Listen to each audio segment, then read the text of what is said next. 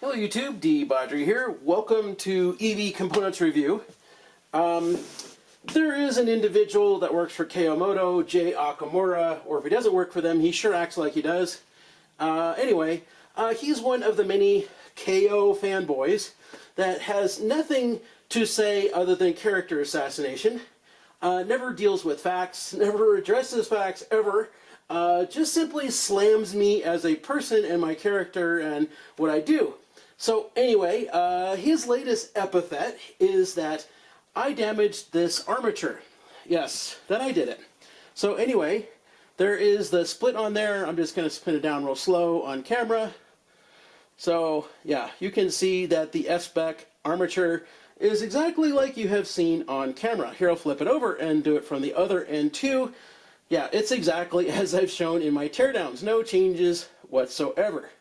So anyway, you're going to see on camera how it is that I assemble and disassemble motors. So here is the armature. The magnets in there are pretty strong. So I want to have good control over them. I don't want to just pull things apart with brute force or with just muscles alone. I want to have total control over everything all the time. So here is my bench vise. I'm going to clamp around this bottom bearing on here. In the vise jaws, which are aluminum, I have two rounded out areas that will fit like a shaft or a bearing, things like that. That works for any one of them.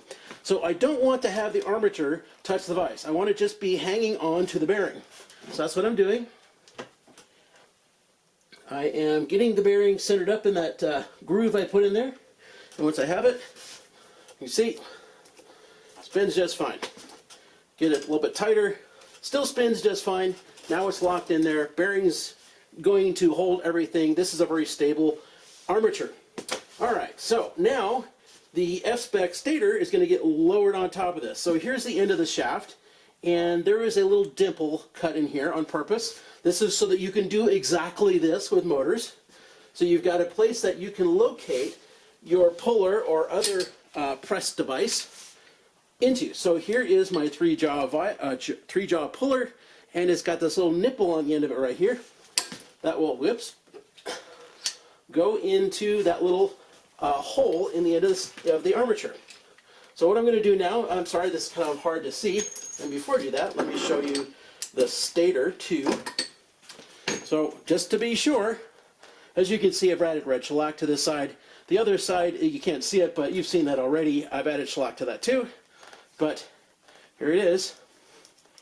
Showing it to y'all. It's in the exact same condition as you've already seen on camera. Literally no damage to it. At least none caused by me.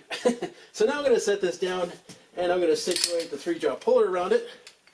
So essentially what I'm going to do is I'm going to take this center screw and put it down through the center of the face or the plate, cover plate of the end of the motor, and then the three jaws will go around the can or the shell of the motor.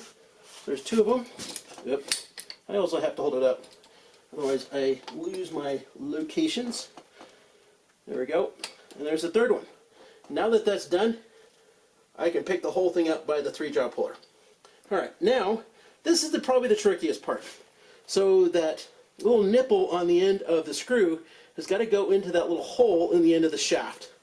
Some motors are harder than the other ones. This one's a little bit of a trick. It's hard to see that thing down in there. And, well, the lead screw on my puller is larger. So getting it off center is not particularly hard to do. So I'm eyeballing down that hole. I can see down. And as you can see, everything is totally loose and free. It's very easy to pick it back up. And, yeah, it feels like I'm in the hole in the end of the shaft. So right now everything is very loose. It's very easy to move around and maneuver as there is very little magnetic attraction at this point in time. So now, right now I can turn the screw by hand, which I am doing. I'm just using my fingers on the end of the bolt, and I can lower it. At some point, yeah, there we go. Starting to feel magnetic force. Yeah, it wants to be attracted, and it's going to stay like that because, well, the magnets are attracting. So here is a wrench. And I'm going to center this up like this, and I'm going to start lowering it. With a better setup, I could have even more control, but I honestly have never needed more. So I'm just lowering it down. All right, so now I'm at the point where the stator and the armature are now just touching. And I want to get the stator centered around the armature. I'm going to tap it over a little bit. Just going to want to drop down inside if I don't, or it's going to go down crooked or whatever. I want it to go in straight. And now it feels pretty darn close. There we go. So now I'm going to lower it some more. And as you can see, it wants to wobble. But I'm going to hold it up here where I have much better leverage. And, yep, I am lowering in place very controllably, very stably, very much under control. The top of the shaft is just about to cross right here. There we go. You can just see the tops of the threads peeking out. And in a minute, two of them are going to kind of lock together. Yeah, I can start feeling the tension on the lead screw on the puller backing off significantly, because now the two of them are basically, pretty much attracted together. There we go. So the 3-jaw puller is now removed. You can see the end of the shaft sticking out. At this point, I can push this down on here, like that. No harm done. Nothing slammed together. Done very controllably. I've done this literally 60 times. And on this motor, right here, right now, today, this is literally the 8th time today.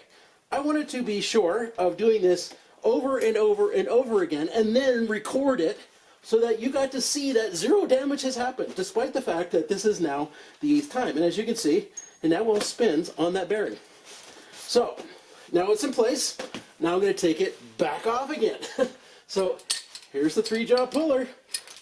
I'm going to center its screw on the end of the shaft where that little hole is. Center up the nipple on the screw on there.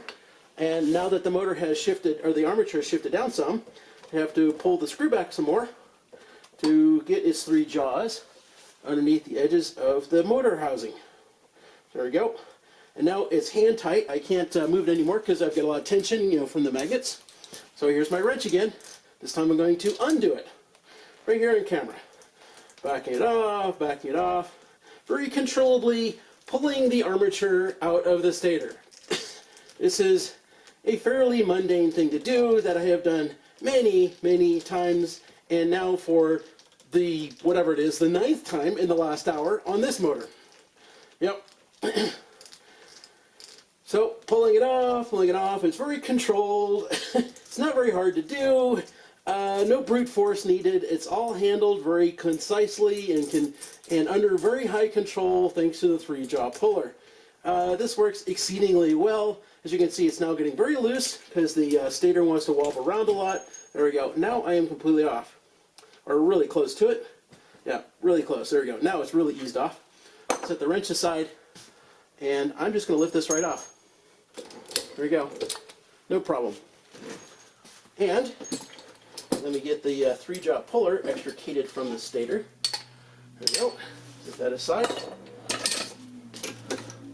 Here is the armature, as you can see. Yep, there's that same split in there. Do you see any new damage? Let me flip it over, because there it is. Do you see any new damage to it? All right, so set that down. Yeah, away from my wrench, because it will absolutely like to be attached to that. And here is the inside of the stator.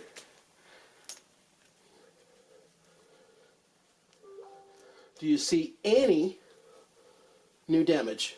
Any at all? Anywhere? No, of course not. And it's because, well, this method works exceedingly well, it's highly effective, and nothing gets harmed. So, there you go, Jay Akamura. Once again, you are an idiot. Done it on camera, completely live, in one single take, zero editing of any kind.